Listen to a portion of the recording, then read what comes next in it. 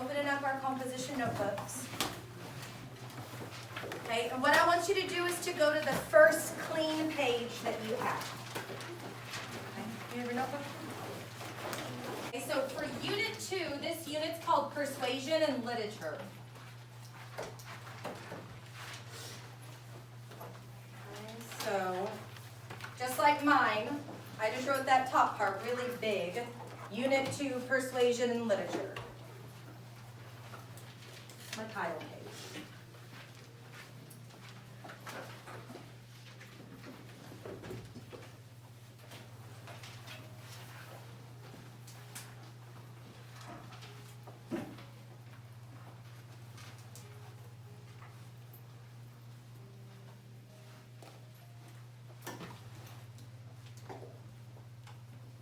Unit 2, Persuasion and Literature. And then I want y'all to dog ear that page. I want you to fold down that top corner, just like I did, so that we can swiftly get to all of the things for this unit. Just dog ear that corner. And after Unit 2 is going to start. Then I want you to flip the page and go to your next clean page. Okay, and this is where we're going to do all of our work for today. We've got our title page, we're on the next clean.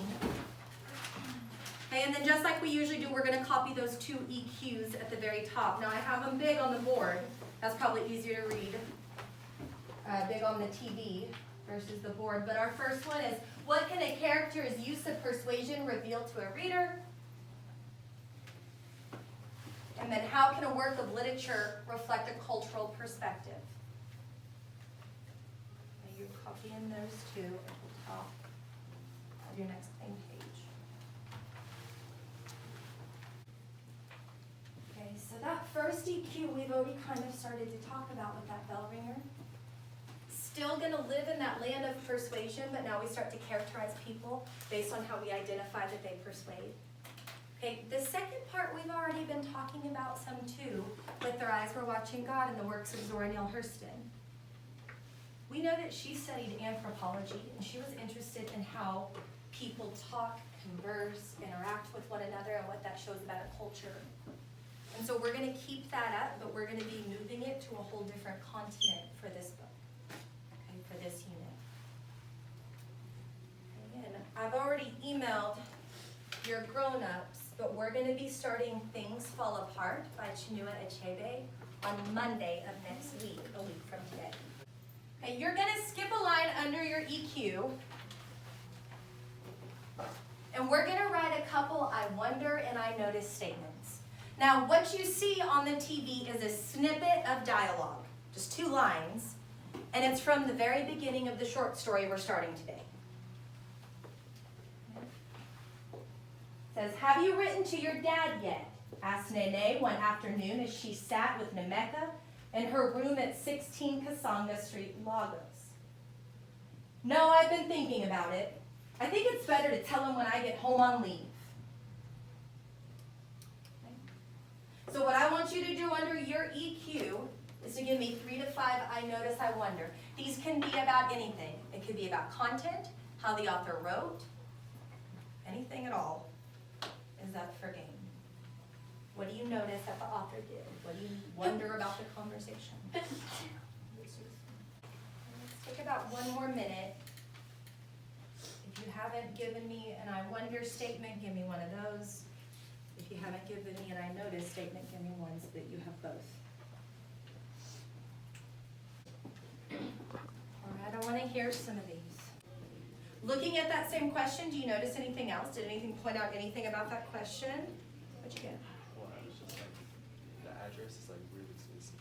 Okay, so if we're talking about a little bit further down from the question, Jeremiah said that the address is really specific. I noticed that the address was very specific. Dre, can you add that to your paper? You getting some? Okay. So can we make that also an I wonder statement? I wonder why the author chose to make that address part of the writing. Whenever we write something, would it be normal for me to say, said Mrs. Hardt at 4212 47th Street, Monterey High School, room 246. Yeah? Okay, so that does make us wonder why. Why include that full address? Okay, Kira, what were you gonna say? I was gonna talk about the location, but I was gonna say, I've never heard of that place, so I wonder how it compares to what. Okay. I've never heard of this place, Lagos. I wonder how it compares to Lubbock. Perfect. JC, what did you put? I wonder what their ethnicity is. Okay. I wonder what their ethnicity is because of their names. I think that's great. Nene, Nemeka. Not something that we heard every day. Okay. Atreyu, what's something that you put? They kind of took over. Like, I didn't know the address. Okay. Could you give me something about the bottom half? I feel like we haven't talked about that part at all. Something you noticed about the bottom half? Or something you wonder about the bottom half?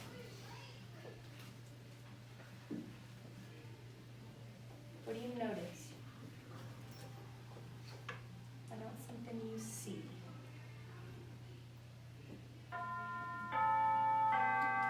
Isabella, you want to help on that?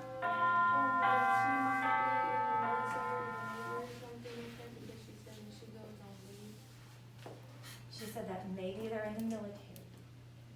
Maybe because of that phrase. No, you know about that. So she has some context, right? Your brother's in the military. Right? He's in the Navy. So you get the idea. He's on leave right now, isn't he? No. Or is he back? He doesn't go on leave till December. Because he just graduated? Okay, but some of us may not be familiar with that term, on leave. Right, so based on that prepositional phrase there at the very beginning, I get the idea that, okay, he's probably in the military, that's what he means. Okay. Liberty, what's something you wrote down? I wonder why would it be better for them to tell their dad when they're on leave? Why would it be better to tell him when he gets home versus in writing? Can we make an inference? It's more personal. Maybe it's more personal. Thank you. Is the speaker a boy or a girl?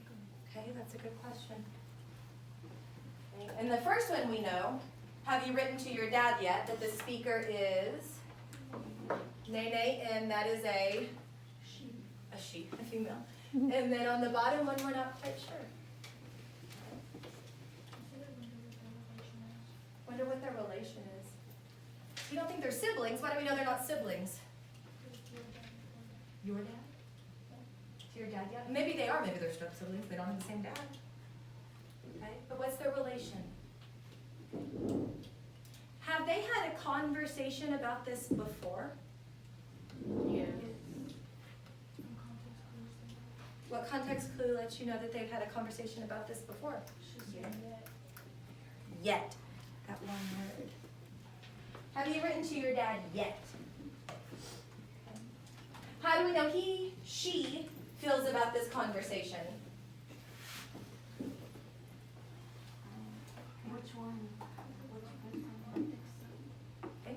Maybe excited to tell him? What do you got? You said something important though. I noticed that they use an exclamation point.